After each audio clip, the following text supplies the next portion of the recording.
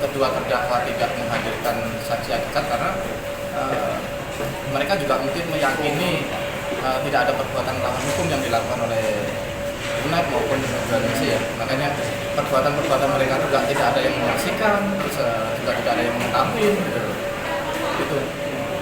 Saya yakin saudara UNED juga sangat yakin dia tidak melakukan perbuatan melawan hukum dan otomatis kan majelis hakim juga harus membebaskan mereka dari hukum.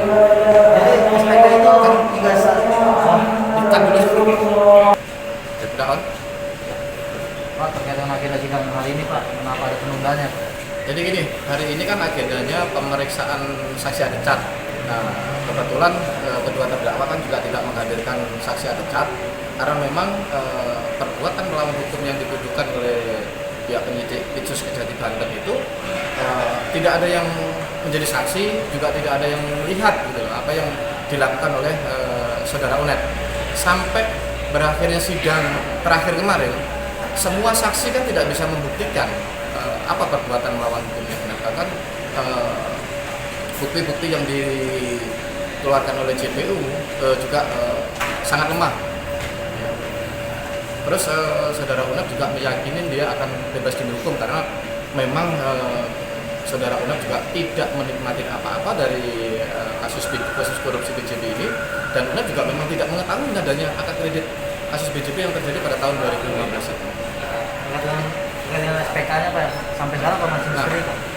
SPK itu sendiri kan aneh ya, seperti sidang minggu lalu, debitur tidak mengetahui, kepala cabang yang seharusnya memverifikasi juga tidak mengetahui, kan aneh di situ. Karena debitur mestinya ya sebagai pemohon akad kredit itu yang menandatangani SPK itu tahu siapa SPK itu dari mana, tapi fakta persidangan kemarin kan SPK itu masih misteri siapa yang membuat, karena UNED sendiri juga tidak pernah membuat SPK itu.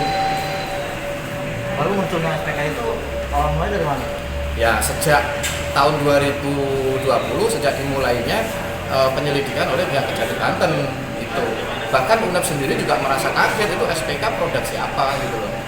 Cuman di sini penyidik Kejati Banten itu membuat dugaan bahwa SPK itu dibuat oleh saudara UNED Hidayat.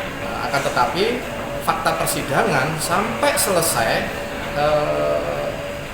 SPK itu masih misteri siapa yang membuat SPK bodong itu loh.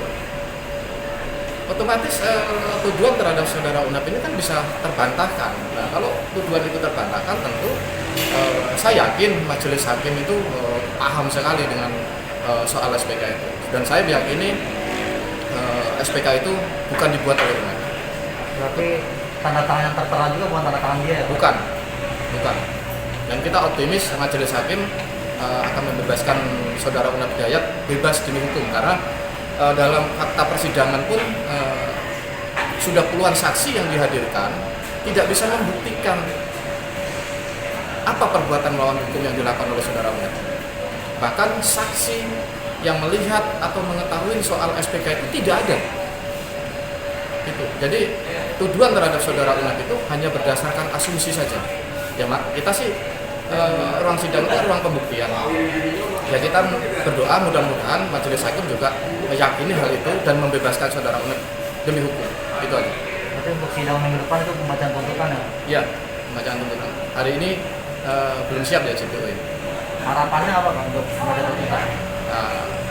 Saya juga meyakini karena minimnya alat bukti pihak Kejati Banten, tentu tuntutannya juga nggak akan sembarangan gitu, dalam menuntut orang yang memang di dalam fakta persidangan tidak terbukti.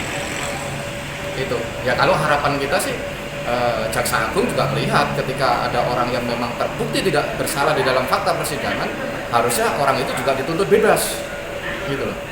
Jangan sampai tuntutan ini justru melukai rasa keadilan masyarakat yang memang betul-betul tidak bersalah dan betul-betul tidak melakukan perbuatan melawan hukum. Pak, sebagai Ketua Umum GPHN RI Pak, terkait dengan kasus BJB ini Pak yang terlalu berbelit Pak, tanggapannya gimana? Gini, Pandangan. intinya kalau nanti putusan itu melukai rasa keadilan dan orang yang terlukai rasa keadilan itu membuat pengaduan, tentu kami sebagai penggiat anti korupsi akan melakukan upaya hukum lain. Gitu. Soal upaya hukum lainnya seperti apa nanti kita sudah tahu lah arahnya harus kemana. Intinya jangan sampai penegakan hukum saat ini tuh melukai rasa keadilan. Gitu. Kasus ini apa sebelumnya sudah pernah laporkan KPK Pak? Belum ya, tapi kalau sifatnya koordinasi dengan KPK ada. Cuma kan kita menghormati proses hukum di Kejati Banten dulu, menghormati proses hukum di PN Tipikor Serang Banten dulu. Nah, soal upaya hukum nanti seperti apa koordinasi kita dengan KPK, kita lihat aja dulu ending dari keputusan persidangan ini.